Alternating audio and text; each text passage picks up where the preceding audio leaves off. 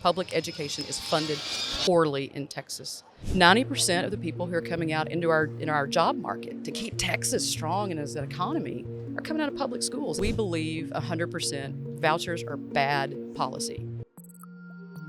Produced by Podcast Architects.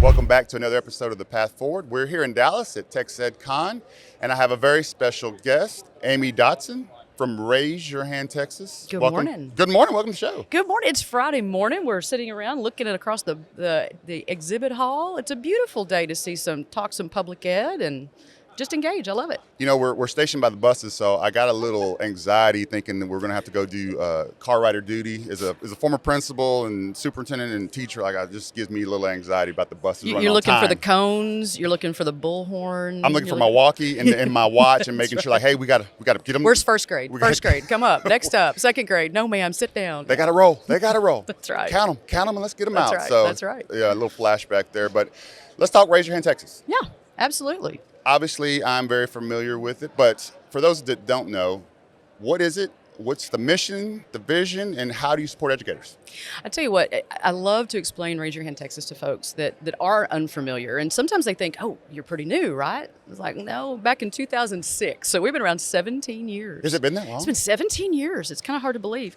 But in 2006, kind of similar to today, honestly, a lot of negativity around public education, a lot of headline grabbing, about failures Right. and just things that we know as educators just were not true.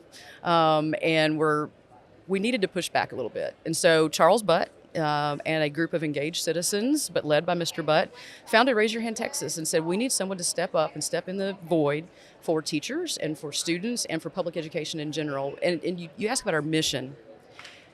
I always sum it up in our motto. Our motto is the future of Texas is in our public schools. And that's it. I mean, that Absolutely. is the key piece. We know that all of our business, our future doctors, our HVAC, our pilots, our lawyers, everybody. AI, everything. Our people out in the West Texas Permian Basin, drilling oil. I mean, you name it.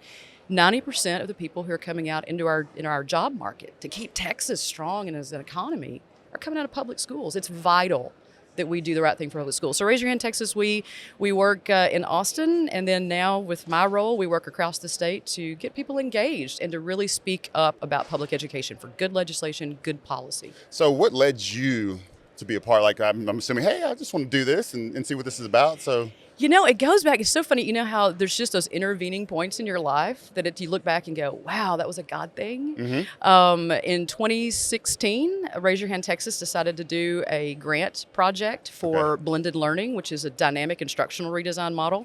I spent years and years in higher ed, but had been in K-12 for a few years as an administrator and instruction.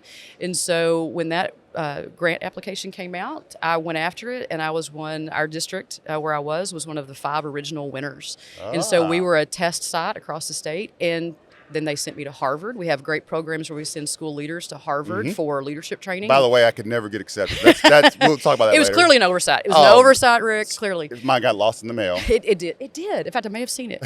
But they sent me to Harvard, and just a phenomenal... It's not where you learn how to do something. Right. It's just about being a better leader. So I got really engaged with Raise Your Hand through that work. And then in 2019, Mr. Butt and the leadership at Raise Your Hand Texas said, you know what? If we're going to really effectively advocate for good things in Austin, we have got to get the perspective from the field. We need to be out in the field knowing and hearing and listening. And so they put together the regional advocacy program and hired folks that are specialists in our area. So for me, I'm West Texas, central to west. So I cover about 69 counties. I work with about 245 school districts. Wow. And chambers of commerce and parents and teachers and students and anyone who will talk to me, because everyone is impacted by public ed. Absolutely. So it's great. So that's how I got in, and I've been in fact, tomorrow is my 4-year anniversary. I was one of the original regional folks. So 4 years tomorrow. Well, congratulations. Thank you. It's my work anniversary tomorrow. Well, let's jump into some of the hot topics, right? And there are a few. Yes, they are. I've always been one that if someone says they have a better way or we can do something different and it's going to be more efficient or it's going to help kids, whatever the case, I'll listen. Sure. So there's this big movement for school choice, vouchers. And there's a lot of information, and it's hard to sometimes decipher which pieces are accurate, what's not accurate. From your perspective, how would vouchers affect public education? It's really interesting. One of the reasons that Raise Your Hand was founded all those years ago, there were two topics that were driving a lot of that narrative. One was pre-K. We wanted pre-K. We know the data showed us that pre-K, strong pre-K, really helps. We know that. The other piece was vouchers. So this is not a new conversation. No. I mean, it's been around for a long, long time. And I think the unique benefit for us as Texans, we like to lead on everything, right? However, we can look around in other parts of the country and we can learn, we can be informed. And I think if you look around the country at voucher programs, there's a lot of data. None of it is really showing any improvement academically for students who are in voucher programs. We look at the financial impact and burden on states, even states that in the last year, with this new huge national push toward this taking of public money, which is what vouchers are, right? Sure. You take public money and however you put it in private however schools. you boil it down. However you boil it down, or whatever you call it, it comes down to taking public money that was collected in Texas constitutionally to go to public education and putting it to a private school. And so when you look around the country and look at other programs similar to what we would like, some people in this state would like to follow, it's very difficult to see where it is beneficial other than the people who were already in the private schools. It becomes a tax break. What we hope with the special session, you talk about hot topics, we've got a special session coming. What we really hope, we believe 100% vouchers are bad policy. Taking public money, giving it to an unaccountable private school that they're not going to take the same accountability measures, STAR. We can talk about STAR. They're not going to take that. They do not have to take or serve special ed students. They obviously do not have to they talk about parent choice. It really is the school's choice. The schools can make the decisions, no, you're too much of it, you're too difficult or too expensive to educate. Public schools have to do all those things, and we have open fiscal responsibility and accountability. Transparency. Thank you.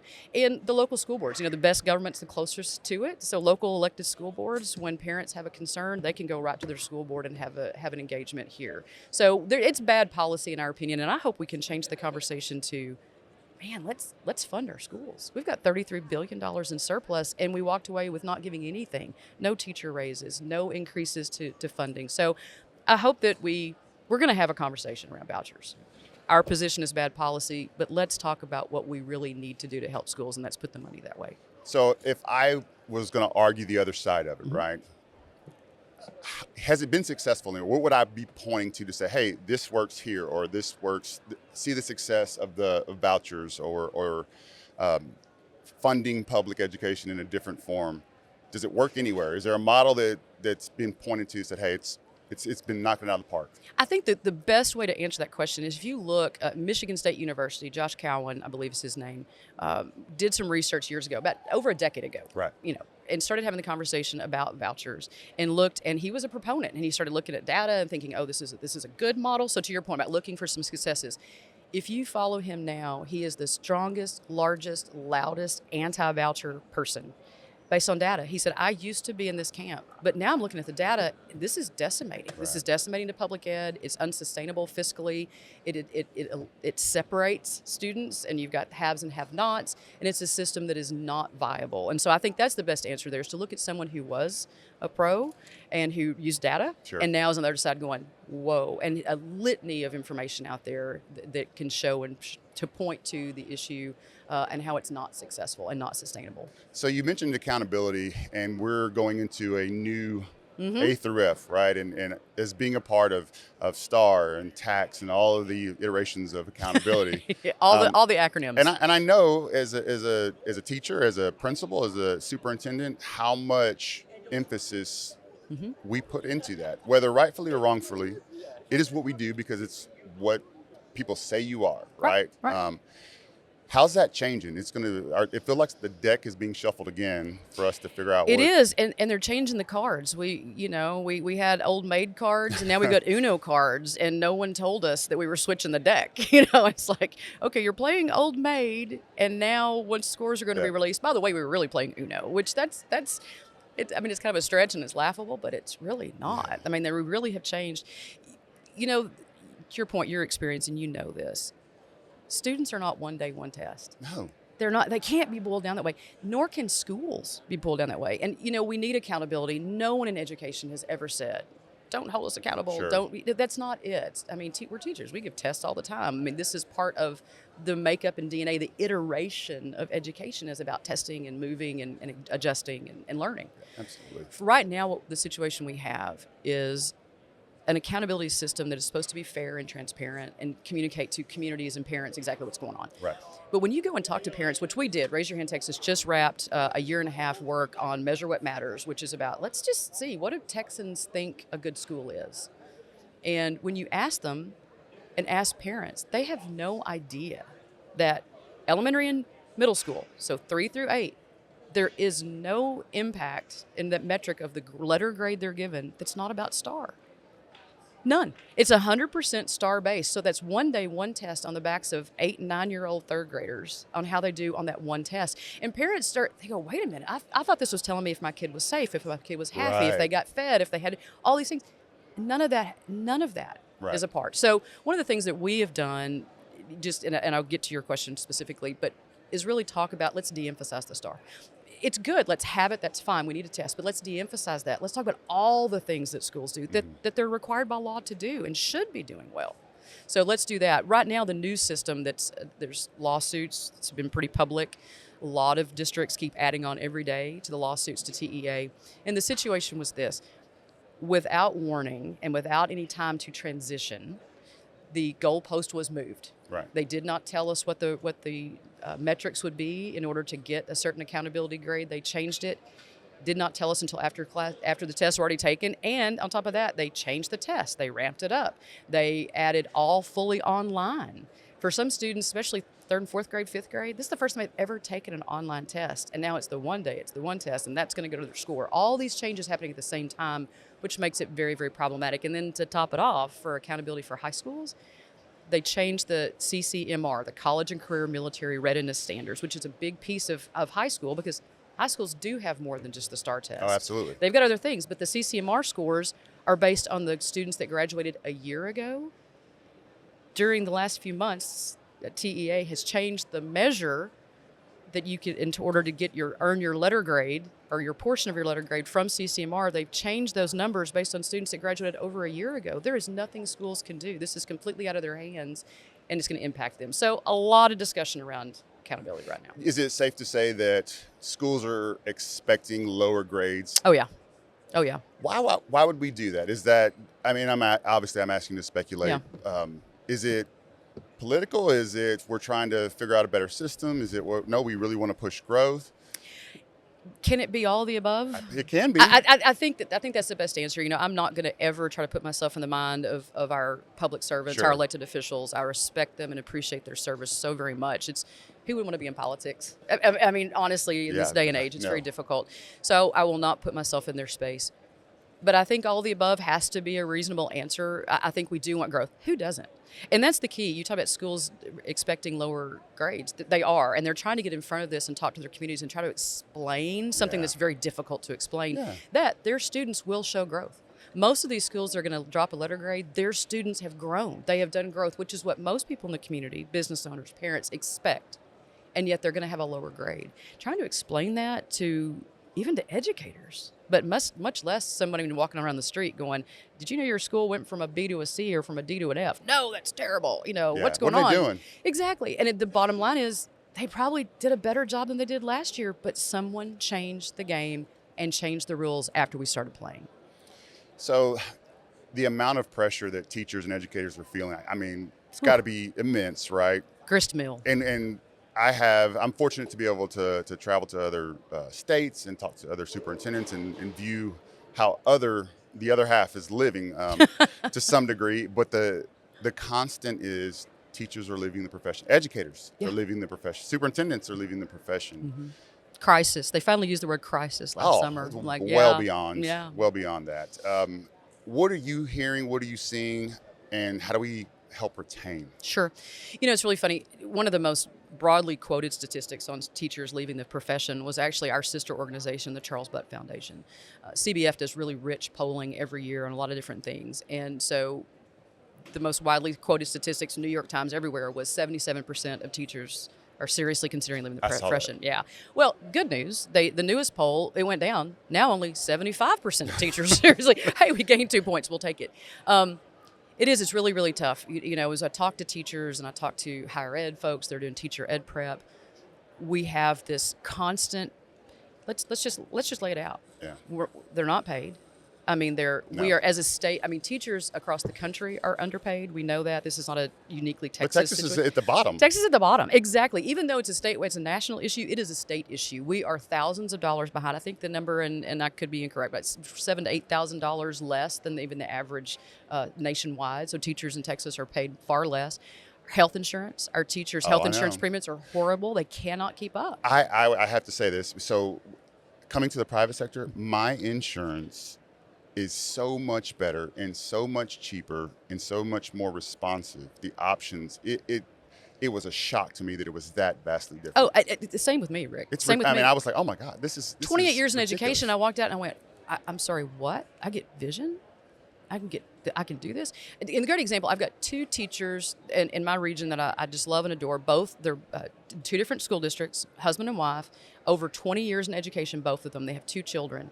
Health insurance is so expensive and cost prohibitive for them. Neither of their own children have health insurance. Neither of them. How is that possible? Two dedicated professionals, educated, well-trained, doing the work, and it's so expensive. So between insurance and pay, but we also if you go look at the headlines right now, it's hard to find a positive headline about education. It's just teachers this, and there are all these rumors and stories that come out, some of it national that gets put upon Texas teachers. And I think that is a huge drive out. In my area, we got a lot of, well, even in Austin, housing is an issue. When teachers are thousands of dollars below, they can't afford, and then housing through the roof, you can't afford to live. So I want to give kudos to Austin ISD. I have some friends there, and that they are trying to build teacher housing. Yeah. To do some things to help the gap, and it is a huge gap. Well, who would want to go into this? You may go into debt in higher ed to get your certification to go do this. You're gonna get paid less, not have good insurance, and and the housing market is right now, at least in the foreseeable future, you'll never own your own house. How is that attractive? And people are gonna badmouth you and say you're doing this and that. I tell you what, Austin's finally doing it, and I'm glad they are. But this has been a problem in rural Texas for years. In the Permian Basin, I mean, places like Borden County and Lamesa and Odessa, they've been having to provide housing for staff for years because it's hard to get people out there. Pecos Barstow Toya ISD, out just to the west of the Permian Basin, they, many districts are landlords, but PBT has always had different housing options, but they broke ground this spring on a brand new 64-unit apartment complex that they're having to build to be able to take care of teachers. Your capital projects are going to start. Exactly. Every district is going to start having to add that. And that's more and more on schools we're putting. They already do all the litany of things we expect them to do, but now they have to be landlords because teachers don't have places to live. That's absolutely true. Yeah, but that's how you recruit them. I mean, you have to retain them. You ask that question. You got to do those things. We do a lot of work with public-private partnerships because of the need. School districts can't fund it. Universities can't fund it. So they're asking help to get creative and do alternative deliveries. Yeah, creative. And so you're seeing that spread. And the thing about business, so Texas is well known for business and industry, and proud of it. And the governor touts that, and rightfully so. I'm proud of that for Texas. But there's a disconnect between, do you think the businesses are going to keep coming here if our education system? It's a great question. How do we sustain that? They're going to all of the workforce is going to come from out of state if our public schools aren't supplying and aren't funded. There's a huge disconnect with that sentiment, and It is. It's we're so proud of, and we should be. We're proud Texans, and I'm so grateful. Our business community is phenomenal in this state and growing, and we welcome them, and we welcome the new folks to Texas. We come join the family. Absolutely. The governor last week, rightly so, and grateful to it, acknowledged our Blue Ribbon schools, and one of the things he said was, we have great public schools because we provide them all the resources they need to be successful. And I would just push back on that a little bit and say, let's look at the numbers. We are in the bottom 10 in funding. Sure. I don't care what metric you use. Texas public schools are in the lowest states in the state. Public education is funded poorly in Texas. We have not given an increase to the basic allotment in over 4 years. 2019 was 2019 was the last time we raised the basic allotment, which is that fundamental piece where we pay for our gas, we pay for our food in the cafeteria. I had a student, you'll love this, as a former superintendent, I had a student on Monday, I told you I was teaching some classes out west, and a senior, when I was talking about what their issues, what do they get excited about, or what are they upset about, and one student, typical high school kid, the cafeteria. And I said, okay, well, tell me about that. And he said, they raised the prices. I'm paying $4 for my lunch this year. And it was just the perfect thing. I said, well, hang on a second, buddy. Can I tell you what might be behind that? Do you know that your schools haven't been given any more money to pay? I asked, how much do you pay at the grocery store? Are you paying more at the grocery store and at the gas pump? Yeah. Do you know your schools have got no more money to fill up the buses and to pay so they can't charge, they're not going to charge you. They're going to provide that service to you in terms of the bus, but if they have to raise the price in the cafeteria, they may have to.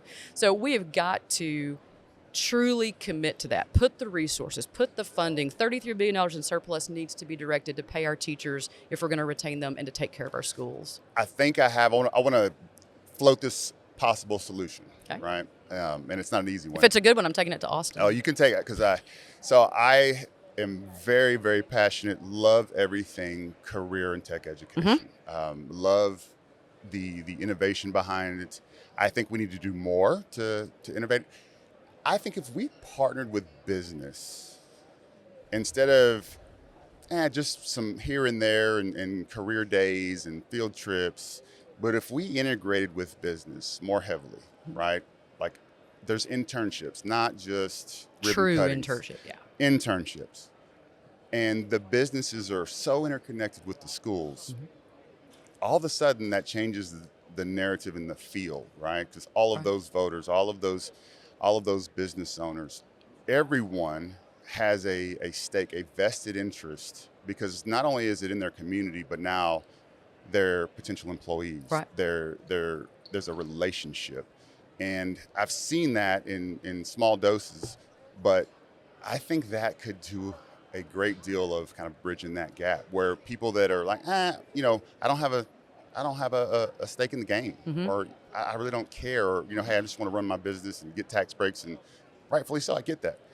But if everybody is connected into the district in a different way, in an intimate way, I think some of that would start to change. I think some of the opinions or whomever is spouting, we need to do away with it. I think that could change. I think we all want to go we're all looking for the same end goal, right? I mean, to your point, I mean, we want to be successful businesses, and these are our people. I think that's happening more and more. I think you're absolutely 100% right. I think we're seeing it more in the the larger communities, the urban areas, where perhaps at one point there was a disconnect between the schools and the business sector that needs to be, and I think it is really enhancing. I think there's some great work happening in Houston. There's some great work happening in the Metroplex area. For rural Texas, I think we've always kind of seen that that's a real need.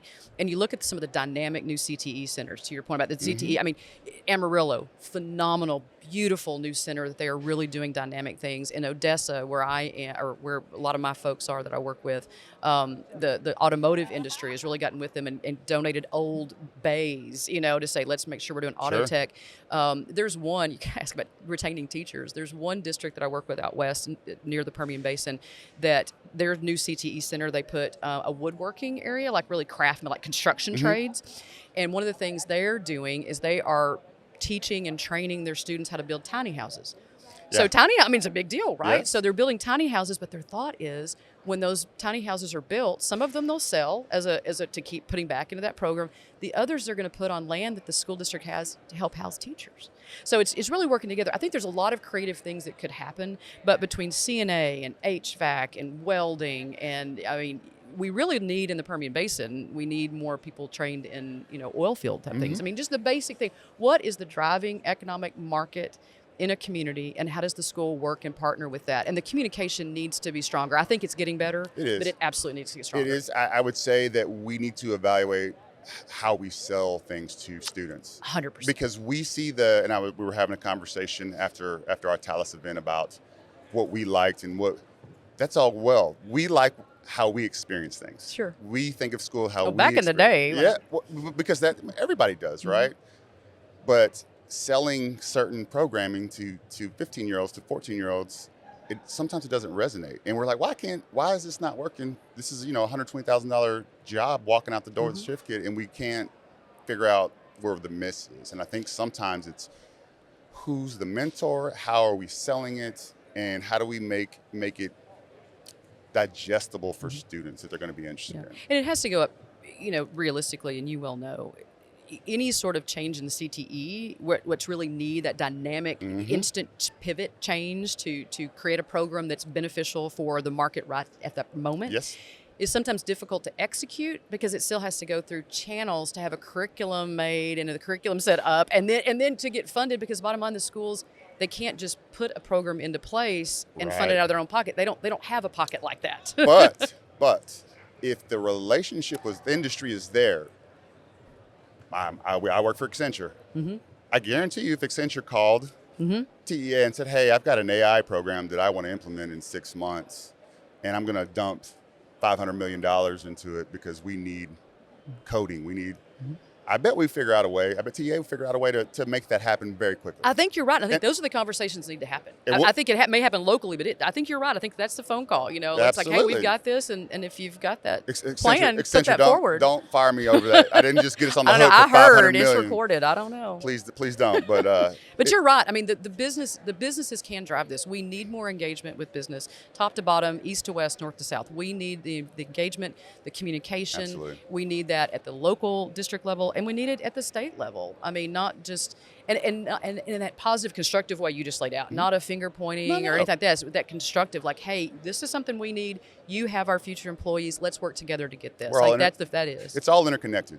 Yeah. It's all, and if one sector, one portion of our community is suffering, the rest of it will suffer. Amen. You may not see it overnight, but it will eventually erode. Yeah. So, okay.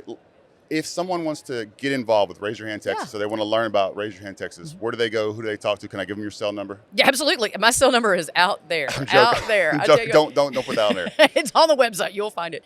Absolutely. We would love to. I mean, one of the things that I do as a regional director, and I have a whole team, we have a team that is across the state. There is not a community in Texas that does not have someone like me in it or accessible to it that serves that area. So a couple of different things. If you want to get involved and learn more about us, get white paper information about issues like funding, vouchers, accountability, we've got them all out there. You can go to raiseyourhandtexas.org.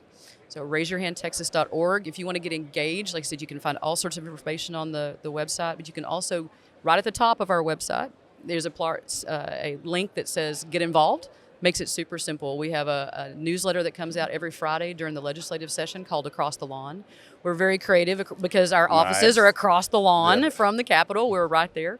And then it doesn't go out regularly outside of session, but it does come out. And we want to make sure we keep it simple. 4 things you need to know and 1 thing you can do right this minute to help public ed. So that's there. And then if they want to be ready to act, we have the special session we mentioned coming up. This is critical. If you care about public education, we need to be paying attention to this special session coming up. The governor has not called it yet, but we're hearing he said this week in 2 weeks. So middle of October-ish. If you want to be able to take action to stand with public schools, with your teachers, with the 5.4 million children that are in our public schools, we have a text alert system like a lot of folks have. We only utilize that during session and I always say, when the house is on fire. It's not like, oh, this is what's happening, you should know. It's like, no, we need your voice right this minute. And you can join that very simply by using your cell phone and texting to the number 40649. And then your message should read, raise my hand, all together. So 40649, the words, raise my hand. If you do that, that'll put you in our system in about less than a minute, and then you're ready to go. If we activate that, like, woohoo, we need your voice right this minute, it comes right to your phone, makes it super simple. Awesome. Well, thank you for being here. I really appreciate it. I had a great time. It was great visiting. Thank you. You'll come back, and maybe after session you'll come back, and we'll see where we are. Let's sit down and see where we are. I wish I had the crystal ball, but I hope it's better. We need to release some of that funding and take care of our teachers at our schools. Absolutely. It'd be great. Thanks for having me. You're welcome. All right.